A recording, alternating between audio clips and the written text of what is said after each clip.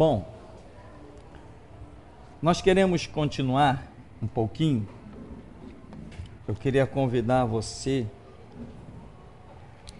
para ir até 2 Tessalonicenses, no capítulo 2, verso 7.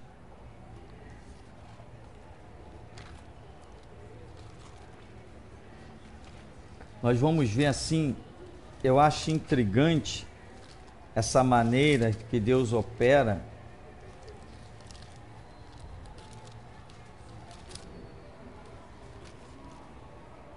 Quando Ele dá a mão, estende a mão para alguém, mas alguém rejeita. 2 Tessalonicenses, no capítulo 2, no verso 7, diz assim: com efeito, o mistério da iniquidade já opera, e aguarda somente que seja afastado aquele que agora o detém. Então será de fato revelado o iníquo, a quem o Senhor Jesus matará com o sopro da sua boca e destruirá pela manifestação da sua vinda. Ora, o aparecimento do iníquo é segundo a eficácia de Satanás, com todo o poder e sinais e prodígios de mentira e com todo o engano de injustiça aos que perecem, porque não acolheram o amor da verdade para serem salvos. É por este motivo, pois, que Deus lhes manda a operação do erro, para darem crédito à mentira, a fim de serem julgados todos quantos não deram crédito à verdade, antes, pelo contrário, deleitaram-se com a injustiça. Você vê que deleitaram-se com a injustiça. Eles vão dar crédito à mentira. Injustiça e mentira são situações totalmente opostas ao nosso Deus. Mas aqui nós estamos entendendo que esta operação tem total permissão de Deus. Como diz no verso 11, é por este motivo, pois, que Deus lhes manda a operação do erro, para darem crédito à mentira. Não é projeto de Deus que as pessoas aceitem a mentira, deem crédito à mentira. Não é projeto de Deus que as pessoas vivam em injustiça. Mas aqui, 2 Tessalonicenses, no capítulo 2, está dizendo que Deus é quem vai mandar sobre eles uma operação. Eles vão dar crédito à mentira, ou seja, Deus não vai lhes esclarecer nada, vai deixar que a mentira para eles seja uma verdade.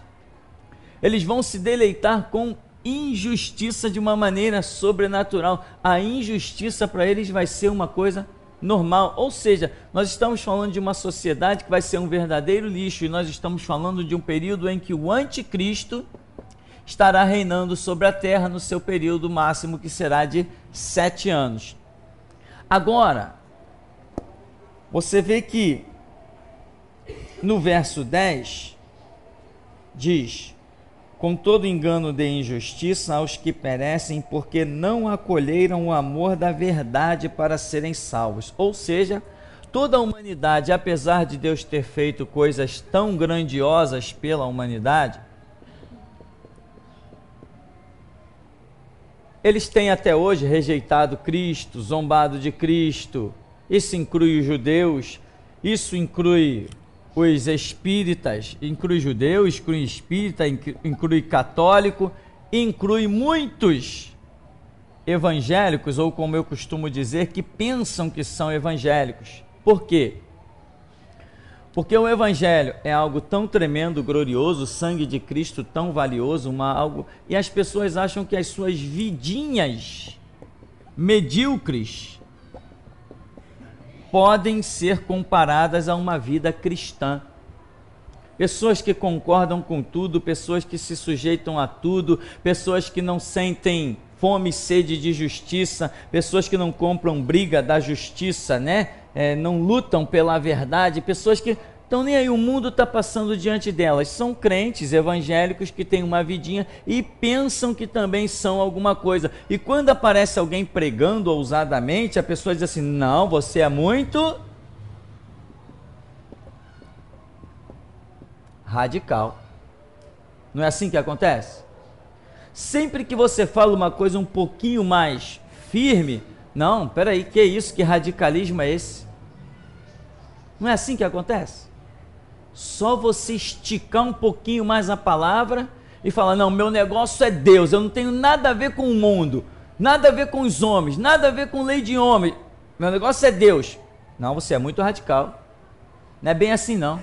Ainda vão procurar textos bíblicos mal interpretados, aonde a pessoa vai dizer, tá vendo? Nós temos que ser sujeitos aos homens.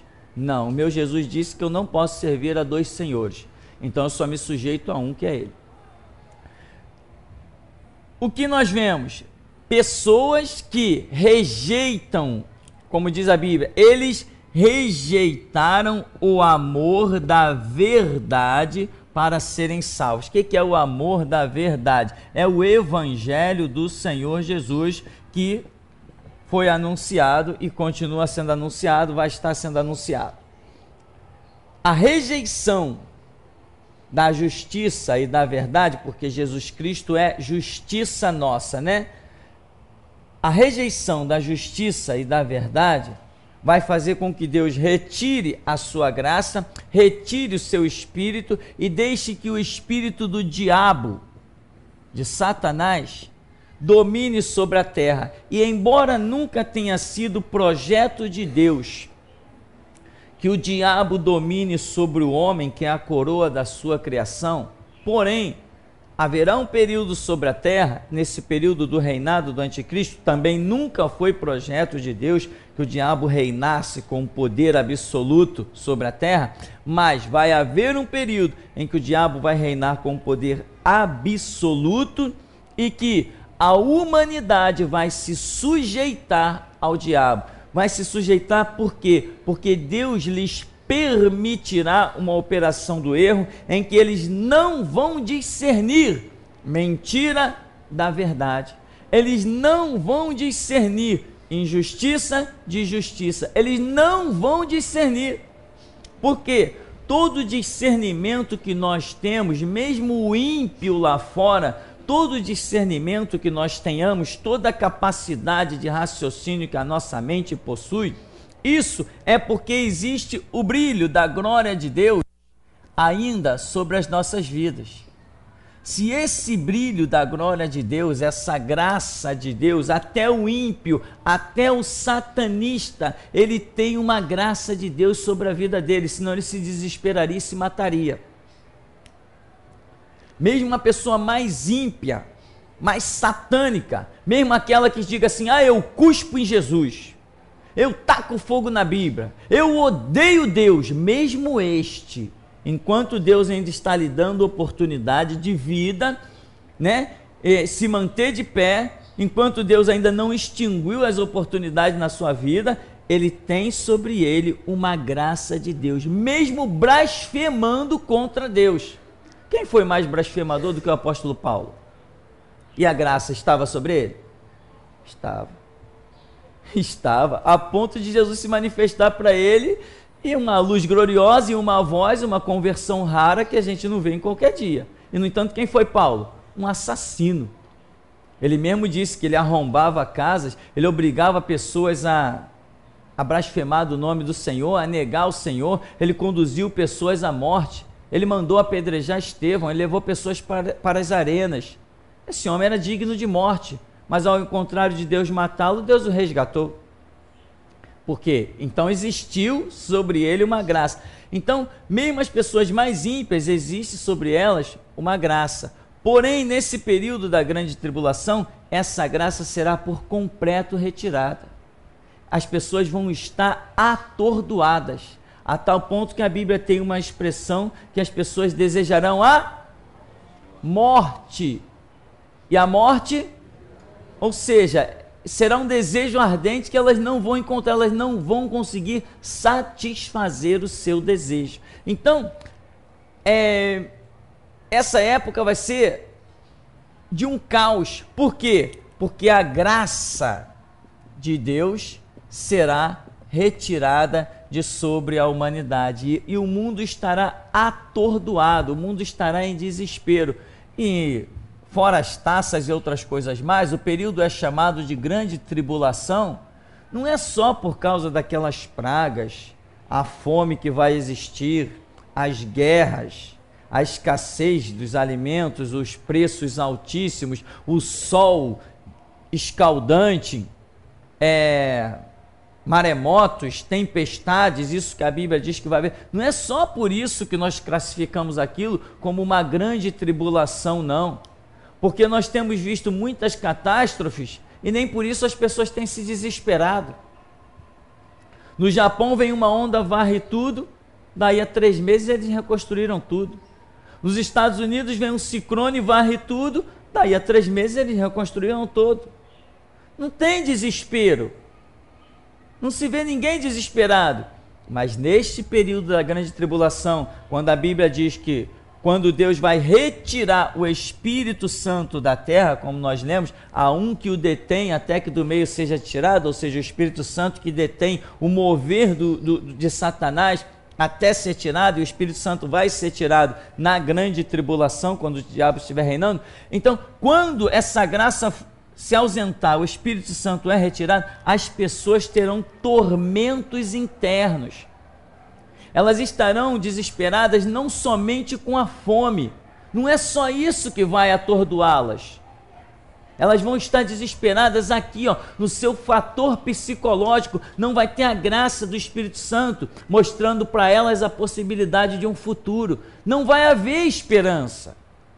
Elas vão estar em tormento sem encontrar respostas. E o tormento não é natural, o tormento é espiritual.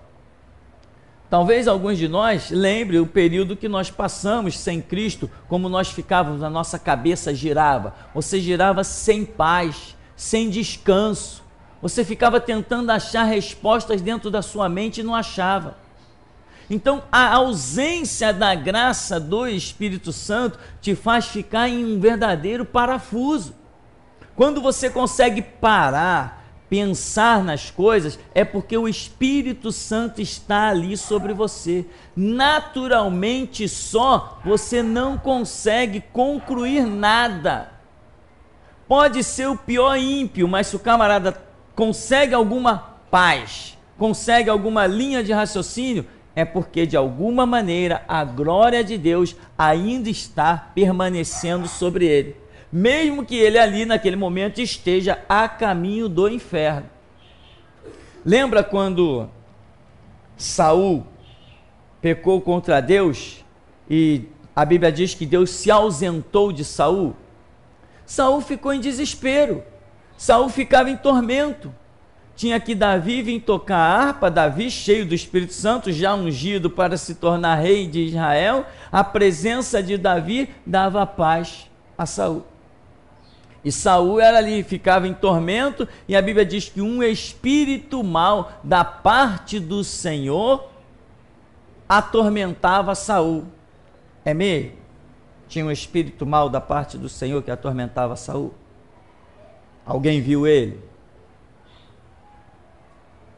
Alguém viu esse espírito mau da parte do Senhor que atormentava Saul? Entende, irmão? Mas a ausência da graça deixou Saul. Ele via um, ele queria matar. Ele pegava a espada, ele saía quebrando tudo. Ele está sem a graça, ele está em desespero. Quando Davi tocava, a graça inundava o lugar e ele encontrava um pouco de paz. Isso é um retrato de muitas coisas. Então aqui vai haver, conforme diz Tessalonicenses, vai haver uma operação permitida, não é aquela coisa que Deus planeje numa vontade absoluta. Não. Deus vai permitir o que nós chamamos de vontade permissiva. Deus vai permitir que venha sobre a humanidade um mal. Um mal que originalmente não era a sua vontade, que a humanidade vai estar em tormento. Porque ele estará fazendo justiça ao fato de terem negado a Jesus Cristo. Ou seja, a humanidade teve uma oportunidade. Aí eu quero encerrar dizendo: você teve uma oportunidade? Você pode se aborrecer com a igreja, você pode se aborrecer comigo, você pode se aborrecer com todo mundo dentro da igreja, mas você não pode negar que você teve uma oportunidade. Você não pode negar que você conheceu a Bíblia, que você teve contato com o Espírito Santo, que você sentiu um mover de Deus. Então você não pode negar isso. Então você tem que tomar cuidado com os caminhos que você vai traçar pela sua vida, porque o fato é que você teve uma oportunidade. E se você nega esta oportunidade, muitas coisas que estavam planejadas na sua vida não vão se concretizar. Teve o caso de uma menina que tinha um chamado para o ministério de louvor aqui neste lugar. Ela se chamava Rafaela. Quando ela estava na graça que abria a boca, eu dizia assim: caramba, impressionante, uma pessoa que nunca fez aula de canto, não fez nada, e essa menina teve uma oportunidade gloriosa aqui no nosso ministério. Quando esta menina caiu, iludida por outros, caiu e falou besteira contra o ministério, Deus mostrou simplesmente ela secando, como uma árvore que se seca e não produz mais nada. E hoje, os anos passaram, todas as promessas que ela tinha na vida dela não se cumpriram absolutamente nenhuma, e se umazinha que quer se cumprir, eu fecho as portas da igreja, porque não vai se cumprir nenhumazinha. Hoje está lá vivendo uma vida desviada, longe de tudo.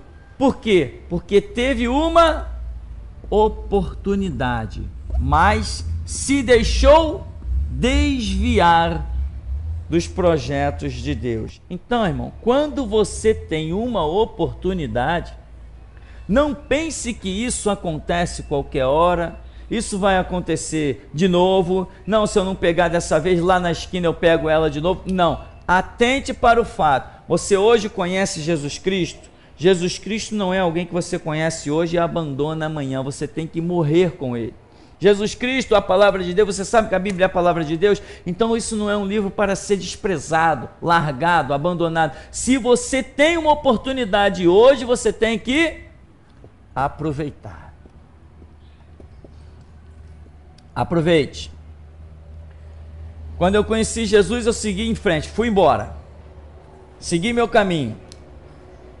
10 anos depois, pessoas que tinham me levado para a igreja eram meus alunos dentro do seminário, porque eu segui em frente, eu aproveitei minha oportunidade. Eles não, e o resultado é que depois acabaram até se desviando. Não pense que Deus sempre tem uma segunda chance. Às vezes ele não tem. Só para concluirmos, eu quero lembrar de Judas. Judas foi alguém que teve uma oportunidade. E que oportunidade! Judas praticou uma injustiça. A injustiça de Judas foi tão grave que ele acabou enforcado. Enforcou-se, né? Judas enforcou-se. Por quê? Ele teve uma oportunidade tão tremenda, mas ao invés de andar na justiça, na verdade, ele preferiu a injustiça, traindo Cristo. E como diz todo mundo, não foi pelas moedas de prata. O que aconteceu com Judas foi um ato mal pensado. Nós usamos essa expressão, né? Um ato mal pensado. Judas não traiu Jesus por causa daquelas moedas. Ele não precisava delas. Todos os historiadores dizem que ele era rico. Ele era de família que tinha muita condição financeira. E depois ele joga as moedas de volta. Judas, quando traz Jesus, ele tem um pensamento, ele tem um propósito. E o ato dele fundamentado no propósito, se tornou um ato, como nós costumamos dizer popularmente, né? Um ato mal pensado. O que Judas queria? Uma revolta. Ele imaginou que quando alguém tentasse prender Jesus, todos os discípulos, a cidade, se rebelariam e lutariam contra o Império Romano. O ato de Judas foi um ato muito mal pensado. Ele está diante de uma oportunidade muito tremenda, que é Jesus ali chamando-o para ser um apóstolo, porém, a maneira como ele utilizou, aproveitou a oportunidade dele, o destruiu. Todos nós temos oportunidades gloriosas. Mas embora a oportunidade seja gloriosa, se nós não tomarmos cuidado, a oportunidade vai nos destruir. Há um provérbio bíblico que diz: a quem muito lhe é dado, muito lhe será cobrado. E eu imagino que Judas ser chamado ali pelo nome para ser um discípulo de Jesus, isso realmente foi algo que foi o que nós chamamos de foi muito dado. Foi uma coisa muito gloriosa. Olha o que foi a vida depois de Paulo, de Pedro, de Tiago, de João, a vida de Tomé, a vida de tantos outros apóstolos. Foi uma glória tremenda que até hoje nós usamos a vida deles como exemplo para nós. E o que seria a vida de Judas também? Mais uma glória, tanto no seu tempo de vida, quanto depois da sua morte. Era um chamado muito glorioso, ou seja, a quem muito lhe é dado, muito será cobrado. Como ele não correspondeu, ele acabou na ponta de uma corda. Nós precisamos tomar cuidado demais com as oportunidades que nos são dadas, porque Deus que dá também é o Deus que cobra. O Deus que dá, ele vai cobrar se nós não praticarmos a justiça com aquilo que ele nos deu. Os talentos, o esclarecimento da mente, o entendimento, e Judas, por entender mal os fatos, não se sujeitar ao líder Jesus, não esperar as ordens do Senhor, ele traçou seus próprios planos, ele tem uma posição, Judas tem uma posição, mas essa posição o obrigava a manter-se sujeito ao Senhor Jesus. Ele usa a posição dele de destaque para traçar os seus próprios planos. E em um ato mal pensado dos seus próprios planos, querendo criar uma revolta em Jerusalém, utilizando-se do seu ministério, utilizando-se da pessoa do Senhor Jesus, dos discípulos do Senhor Jesus, querendo usufruir por causa própria, pelos seus maus pensamentos dos fatos, ele fez o que fez, traiu e acabou na ponta de uma corda. Nós, às vezes, temos oportunidades gloriosas. Judas é um apóstolo e o nome dele tem certo destaque. Ele conhecia todos os lugares onde os discípulos de Jesus se reuniam, ele conhecia os passos, ele sabia para onde Jesus ia, o que Jesus fazia, ele sabia quantos do grupo dormiam lá no Getsêmani com Jesus, ele conhecia toda aquela história. Ele usa a posição dele, a oportunidade gloriosa, o chamado que Deus o dá, ele usa e transforma aquilo em uma injustiça. Deus vem e cobra de Judas. Quando cobra de Judas, retira dele a graça. Quando lhe retirou a graça, sem a graça é impossível viver. Sem a graça, ele foi e enforcou-se, não suportou mais a vida. Mas o que aconteceu? Isso foi depois de ele receber uma grandiosíssima oportunidade. Quero saber se temos alguma pergunta nessa manhã. Tem? Não? Temos aqui na igreja? Mas assim, um comentário, uma colocação, assim, eu estou comparando a atitude de Pilatos, que ele tomou diante da situação da injustiça que os judeus queriam cometer contra Jesus, com a atitude de Galho, que falou que não tomaria partida naquela injustiça que os judeus queriam cometer contra Paulo. Ele expulsa os judeus do tribunal. e fala que não tem nada a ver com aquela situação, que se fosse referente à lei, a quebra da lei por algum motivo, ele tomaria partido, mas como seria somente um caso religioso, ele não tinha nada a ver com isso. Sim, tá. Então você fez uma comparação. Tá, perfeito. Ou seja, um líder que foi Pilatos, ele tomou uma atitude. E o outro líder, Galho, ele preferiu não tomar partido na coisa. Mas sabe o que acontece com as lideranças? As lideranças, muitas vezes, elas, na cabeça delas, elas não entendem os seus limites. Por exemplo, quando Salomé disse assim: eu quero numa bandeja a cabeça de João Batista. Todo mundo virou para o rei e disse assim: tu jurou, tu disse que ela poderia pedir até metade do reino. As lideranças, às vezes, elas são tão bitoladas, elas são tão ignorantes, a sensação de poder entenebrece tanto os seus olhos e o seu entendimento que eles não são capazes de discernir mais nada, só por pensar que tem poder. No Brasil e no mundo é assim. Por exemplo, o homem diz assim: eu te daria até metade do reino, se você dançar para mim. Ela dançou, depois vem: eu quero a cabeça de João Batista. Ele poderia dizer assim: não, eu disse que eu te daria até metade do reino. A cabeça de João Batista está acima do meu reino. Eu não posso te dar isso. Acabou a história. Mas ele se prendeu, a sensação de poder e domínio absoluto, a palavra inquestionável, essas coisas que pairam na cabeça dessas pessoas que pensam que são a autoridade inquestionável, eles têm uma sensação de poder tão horripilante que eles acham que eles têm que falar de tudo, eles têm que tomar partido em tudo, eles têm que dar ordem em tudo, eles têm que ter a palavra final em tudo, e eles não entendem que às vezes eles têm que se calar e se recolher à sua insignificância. O rei poderia dizer: não, cabeça de João Batista, isso está acima do meu reino, eu não posso te dar. Eu não posso te dar a vida de um homem. Ele tinha muitas respostas. Eu falei que eu posso te dar o que é meu. Do que é meu eu posso te dar. O que você quer? Metade do reino? Tá. Eu posso te dar prata, ouro. Eu posso te dar do que é meu. João Batista não é meu. Ele não me pertence. A vida dos seres humanos não me pertence. A cabeça dele está acima do meu. E haja a resposta que ele poderia ter dado.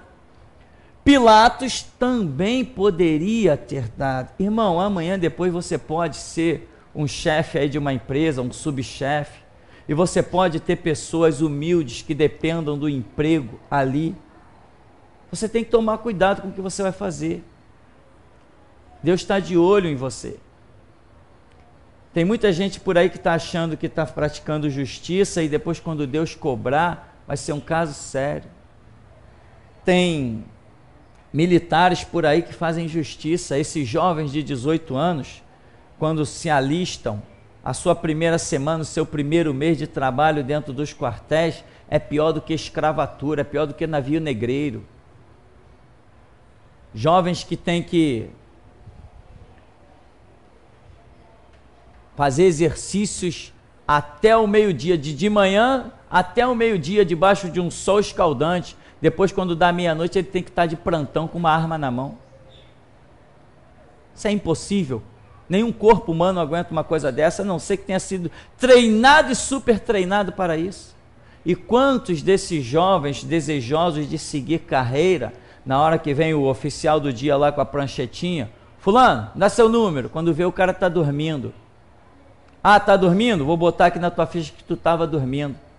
Aí atrapalha a carreira do jovem, impede ele de outras projeções dentro dos sonhos dele, do militarismo, e ele acha que ele fez justiça. Eu sou pago para isso. E você também não é pago para dizer que jovens estão sendo trucidados dentro dos quartéis militares? Jovens estão usando fuzil de bengala para não cair desmaiado? Você também não é pago para fazer isso, não? Então, o que acontece? Vamos voltar para cá. Pilatos achou que tinha que levar aquilo até o fim. Galho falou assim: eu não quero saber disso aí, é problema de vocês. Herodes, foi Herodes, né? Da Salomé, Herodes que chamava? Herodes ficou atordoado. Este é um mal que acontece na cabeça das pessoas quando elas pensam que são o máximo. Quantos pastores estão por aí fazendo besteira? Porque ele acha que ele é a autoridade máxima. Não, meu irmão, esse problema não acontece comigo. Eu não sou autoridade máxima. Eu não sou o dono da igreja. Eu só administro aquilo que Jesus me deu para administrar com limites, e eu bem sei os meus limites. O meu limite é simplesmente orar e ver a direção dele. A direção que ele dá eu sigo. Eu não tenho problema nenhum com a administração da igreja, enquanto tem pessoas aí carregando um monte de problema nas costas. Às vezes vem alguém dizer assim, que o irmão fulano, e que a irmã fulana, e que a irmã Beltrana, que não sei o que. Não é problema meu, cada um que resolva a sua vida.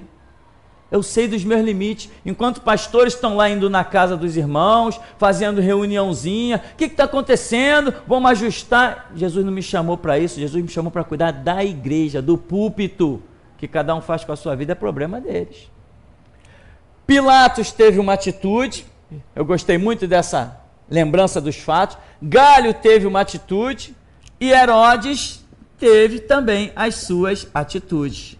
Amanhã depois, meu irmão, você pode estar numa posição de chefe, você pode ser o gerente, o subgerente, né? Eu trabalhei no Bradesco, tinha gerente que chegava lá e batia papo com todo mundo. Pô, pega um cafezinho lá pra gente, o camarada era um doce. Tinha outros que entravam na agência que passava carregando seu paletó, que nem olhar para a cara dos funcionários não olhava. Porque é a sensação de poder que sobe na cabeça de um bando de gente por aí que pensa que é alguma coisa. Quando estiver diante do tribunal de Deus e vê que não é nada, sem contar aqueles que perdem o emprego aqui na terra mesmo, né? Depois ficam pedindo esmola. Inclusive eu já vi muitos gerentes de banco pedindo esmola. Ah, o banco me demitiu e eu não sabia fazer mais nada na vida, eu não sabia apertar um parafuso. É mesmo? Que lástima, né? Que coisa. Colha do que você plantou. A justiça de Deus sempre se manifesta. Nós temos alguma pergunta ainda aí?